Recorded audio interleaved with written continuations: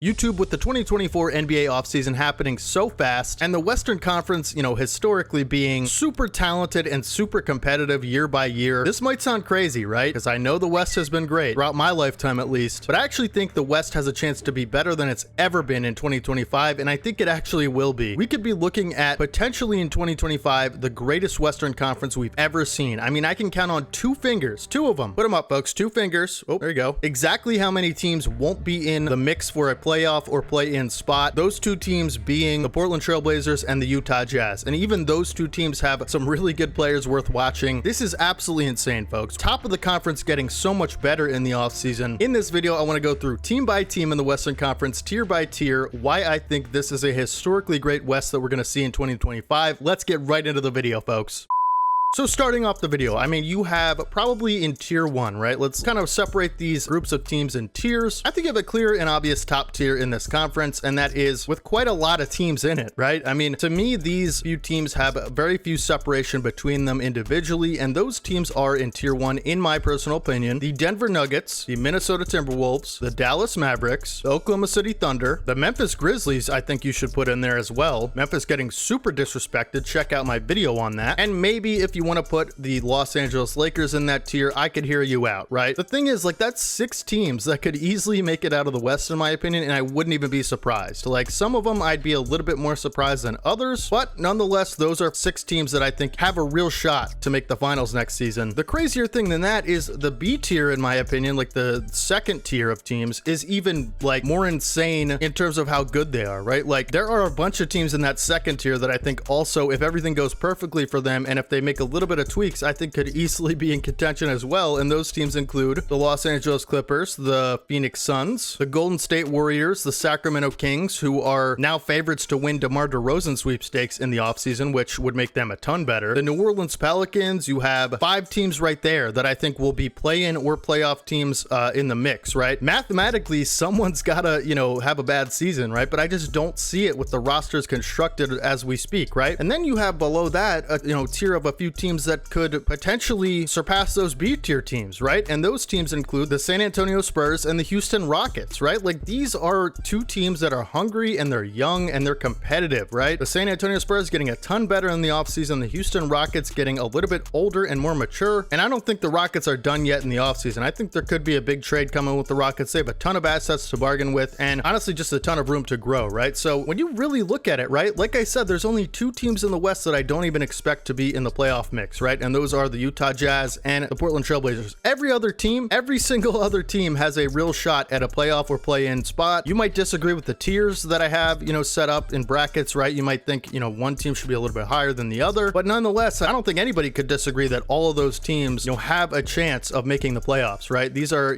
at least 8 or 9 like legit contender hopefuls, right? So even last year alone, I mean, it seems like every team in the West got so much better this offseason, but even last season alone, you had only 4 teams go less than 500. 4 teams in a conference go less than 500. The play-in teams all were at least 10 games over 500. That is absolutely insane to me. The team that didn't make the playoffs went 500. That was the Houston Rockets, and they ended up being the 11th seed. Like, how insane is that? That just a few years ago, in the Eastern Conference, and honestly, sometimes throughout the Western Conference, you could be 500 and make the 8th seed. You could be 500, make the 7th seed. You had to be a couple games over 500 to make like a 6th seed. This is crazy, man. Someone's gonna have to miss out on the playoffs. I just don't know who it's gonna be. This is gonna make my playoff predictions super impossible to rank, right? And like my Western Conference, predictions super tough to rank, which we'll be doing in a few months before the season starts, before preseason. But like, I don't know how to make sense of this Western Conference, folks. Let me know down in the comments section if you find this as insane as I do, that basically almost every team in the West is looking to compete for a playoff spot. Like, we could argue that the Spurs and the Rockets aren't quite ready yet, but like, I don't know if I would, man. Those teams could make the play-in easily. I could see a world where the Rockets and the Spurs are really close to a playoff spot. Like, the Spurs, we'll have to see what kind of moves they're, still wanting to make in the offseason, because, Victor Wembanyama, obviously already a all-star, all-NBA caliber player. He's going to get even better next season with a higher usage rate. If the Spurs actually do decide, and, Coach Popovich decides that, they actually want to go for this thing in year 2 of Wembanyama's career, I don't see who's stopping, Wembanyama, right, into a play-in spot, right? Like, this is a team, you bring bring in Stephon Castle, you bring in more players that are a lot more competitive right now, right? And I think, with everybody getting a year better and, with the Spurs, kind of bargaining some of those assets away to get better right now, I don't know how you don't like them to be a play-in mixed contender, right? So even the play-in teams have real shots at getting out of the West. You think about the Lakers, the Warriors, right? I would expect them to be right back where they were, if not even better than last season. The Lakers obviously still having some moves to make in the offseason. I know their fan base is going nuts. I really feel for them. But you can't tell me the Lakers won't make a couple moves by the end of the offseason. And even as it sits right now, you have maybe the best big two in the West, right? If we look at,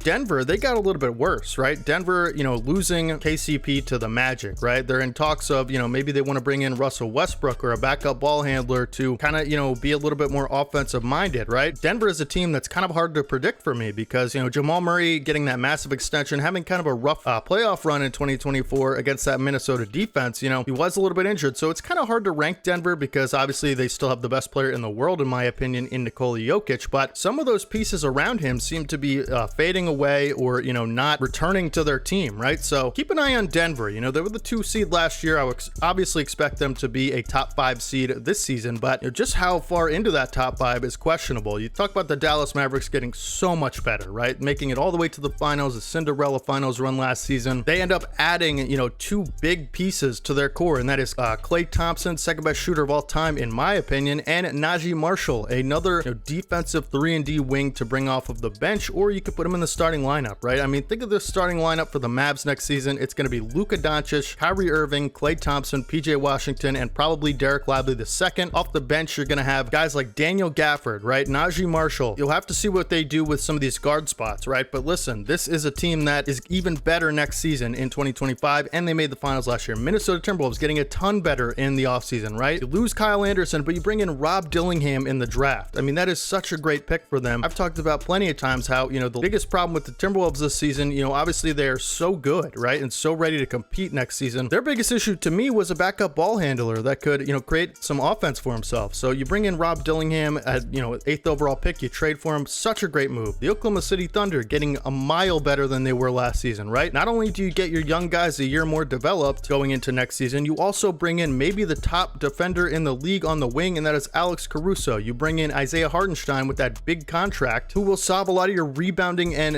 interior presence issues, right? So they got a mile better, and they were the 1 seed last year. The Clippers, they lose Paul George, but they bring in a slew of free agents that can help them next season, including Kevin Porter Jr., Derrick Jones Jr., Mo Bamba, Nick Batum, right? I mean, this is a team that, in my opinion, got a little bit better on the margins, right? And I think they're going for a different type of play style next season to where, they don't want a 3-headed monster running their offense. They want Kawhi, James Harden, and, maybe Norman Powell to take all that, burden and have a bunch of role players that can come in, maybe run more of a James Harden geared offense, right? So I think they even got better, you could say, right? I think, their star power went down significantly, but, they did address a lot of their issues, which in my opinion was depth. Phoenix, right? This is one of the only teams I think didn't get a whole lot better. You bring in a backup center, Mason Plumlee, you get some draft picks in there. Ryan Dunn, I think, is a great pick for them because, he addresses a big need as a defensive wing, but, they're a team I think could be in the play-in mix as far as, obviously they have 2 of the best and honestly 3 of the best shot creators in the world. That is KD, D-Book, and Bradley Beal. I still foresee some issues defensively with this team and just,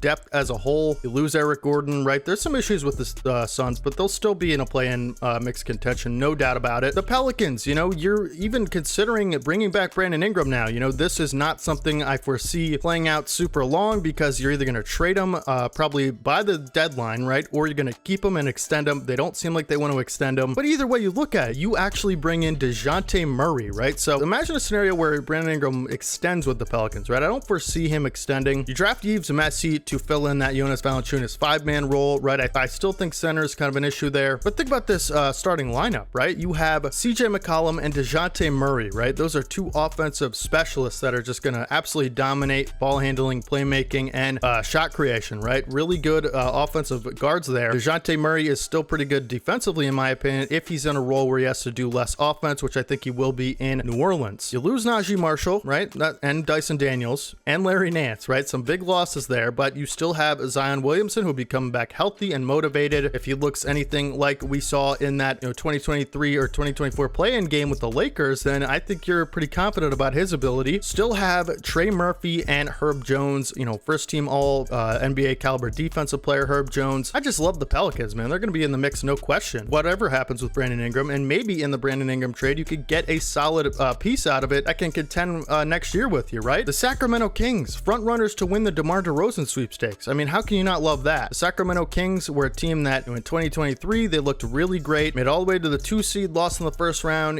People didn't believe in them, still have a good season last year and actually win 46 games. And, that is the 9 seed in the West because it's insane, as I mentioned. But if you bring in DeMar DeRozan, you retain Malik Monk, a breakout performance last season from Keon Ellis. I love him as a two-way guard. Listen, this is a team that I think could shock the NBA next season in the West, right? As far as the Western competition, it is absolutely nuts. And I would predict a team like Sacramento, as far as top-end talent, to be similar to where they were last year. But I could see a world where they're a 6 seed, 5 seed, and get out of that play-in tournament. The Golden State Warriors, you lose Klay Thompson, but you end up bringing in Buddy Hield to replace that shooting and DeAnthony Melton to guard a lot of the perimeter, right? This guard group is insane for the Warriors. You're going to have Steph Curry, DeAnthony Melton, Buddy Hield, Brandon Podziemski. I mean, that's nuts, right? Chris Paul leaves, but listen, he goes to the Spurs. I forgot to mention that with the Spurs piece. That's going to help them a ton, right? That's absolutely insane. But the Warriors get a lot better, especially defensively with that DeAnthony Melton signing. And I don't think they're done negotiating for that Larry Markkinen trade. We'll have to see what happens there.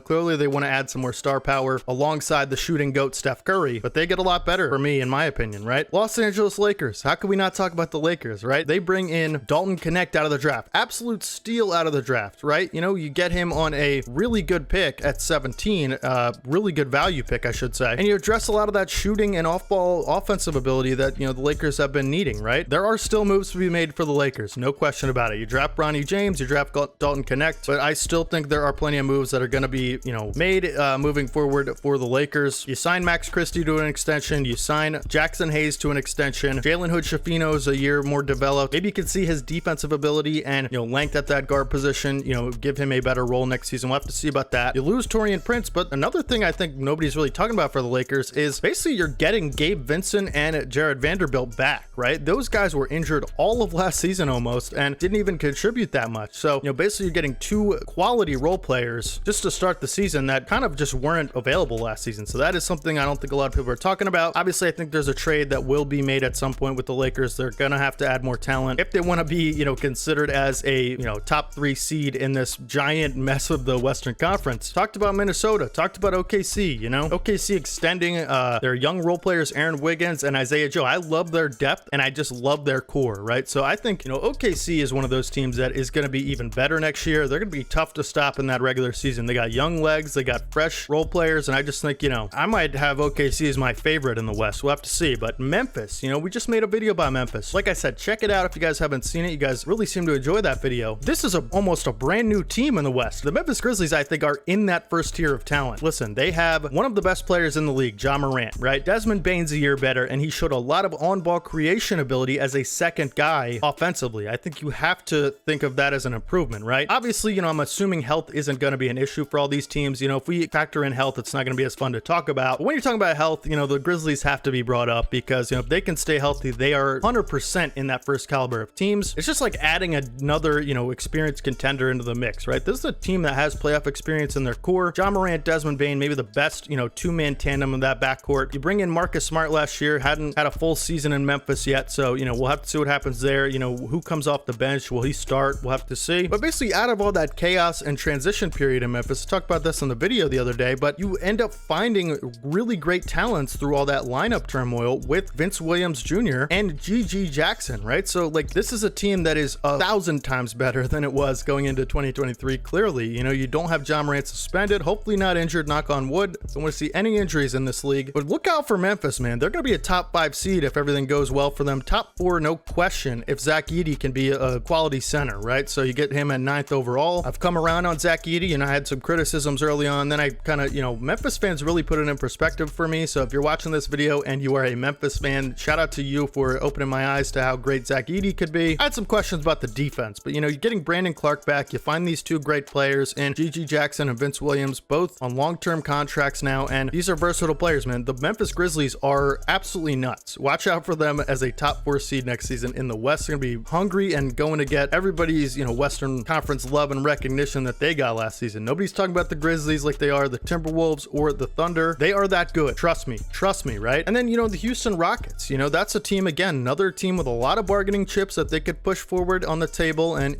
get an elite talent out of it. We talk about Brandon Ingram. That trade would end up making a ton of sense for me if I'm New Orleans and Houston, right? Houston, I think a really perfect fit would be Brandon Ingram, right? Guy that's, super tall. It's like a Kevin Durant light, right? He's a little bit better with playmaker than Kevin Durant. He's super great playmaker, underrated about Brandon Ingram, but the scoring is really what, Brandon Ingram's strength is, offensive playmaking and scoring versatility at all three levels. This is a guy that can come in and just get you buckets, right? He can even run an offense. You bring in Reed Shepherd in the offseason, number 3 overall pick, perfect fit. I absolutely love what the Houston Rockets are doing this summer, and, they're just running it the right way, right? We'll have to see what happens with Jalen Green and Prince Sengun. I've heard a report on Twitter that basically they don't want to extend those guys maximum money, which is interesting to me. I'm not sure if I love that because Prince Sengun to me is the player of your future, but again, you have really quality role players and, core pieces that are fit the timeline of a win now team. You have Fred VanVleet, you have Dylan Brooks, right? I mean, these are guys that are winners provenly throughout their career. So, and don't give me nothing about Dylan Brooks, man. He turned his career around last year. He played amazing for them. So I think the Rockets and the Lakers and the Pelicans, these are teams to watch for a trade. Big ones, right? Big trades. Even if it's sat as it was right now, I still like all 3 of those teams to be playing contenders, no question. And I think the Lakers could even make the conference finals if everything goes well for them. They have such a high ceiling with LeBron and AD, but it hasn't worked out like that. Maybe expect the JJ Redick hire to change life in LA, but it's really hard to gauge how much of their struggles were coaching last season. I don't know about that. We'll have to see. I think JJ Redick's gonna be a good coach, but either way, man, 2 teams in the West that aren't in playoff contention next season, and those are Portland and Utah, right? And even those teams have really good players, but they're just rebuilding. I wish there could be a playoffs just between all those other 13 teams. Only 10 of them are gonna make it, right? Even to the play-in game. So we'll have to see what 3 teams,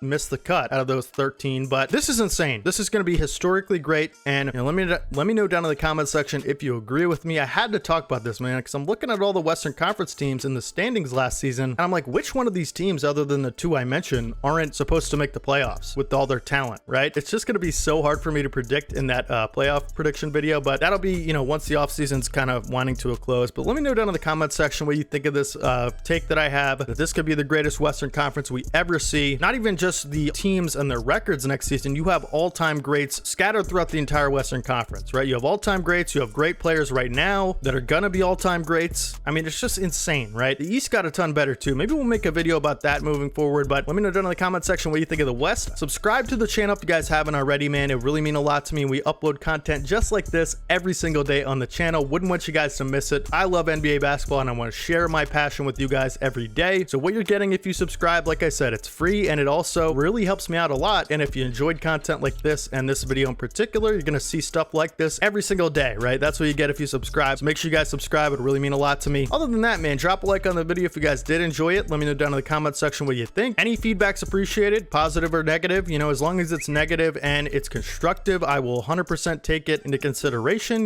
Blatant hate or disrespect will not be tolerated. We can agree and disagree with each other, right? Primarily disagree and still respect each other down there in the comments. So as long as we're doing that, I'm fine with whatever you guys comment. As long as it's not disrespectful to someone else, I think it's okay, and I will 100% take it into consideration. Let me know down in the comment section what other videos you'd like to see. I definitely read those comments. Hey, you should make a video about this. You should make a video about my team, whatever it is, man. Let me know. I'm always looking for new ideas, and you guys are amazing at giving them, so let me know. Other than that, man, follow my Twitter, links down in the description. I will catch you guys in the next one. This is your boy D-Haven. As always, peace.